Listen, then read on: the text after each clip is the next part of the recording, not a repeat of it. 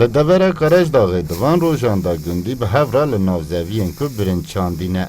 Li gundê Bîrgeniyê jî îro roja çilîna birince û nişteciyên vî gunda jî bi mêr û jin û xortê xwe ve paleyiya birinc dikin. Tevfîk Üzen jî ji zarokatiya xwe çandin û çilîna birincê Qerejdağê dike û balê dikşîne ku nebûyîna avê li ser çandin û hilberîna birinc jî bandor dike.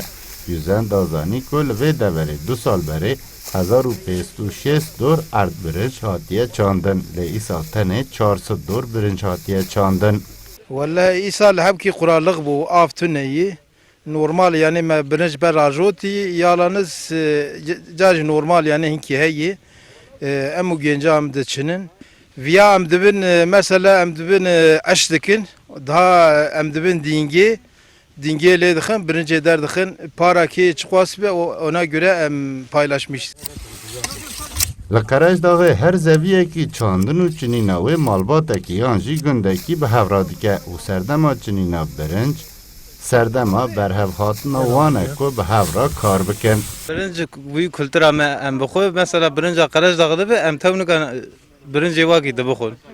û birinca vê derê zaten lezzetlî û bi ekle pir xweş e.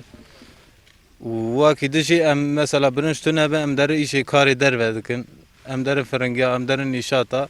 Ama divê wextê da mesela kîl ku derê bi havê festîvalkê yani çinîn ji bo çinînê tê li vê derê amade dibe em bi hev re diçinin him kêf û zewqa wî jî heye.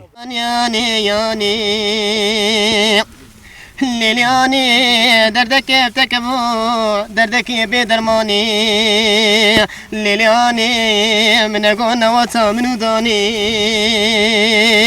Liliani حناري ركي متن كون وطوان الرامساني لياني درد في ضيقة متن البشر القداني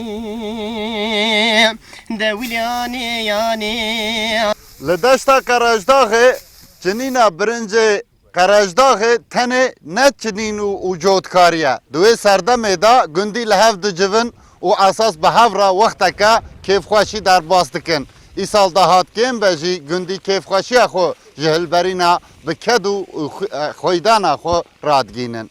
Sıdık Eren, Kürdistan 24, Diyarbakır.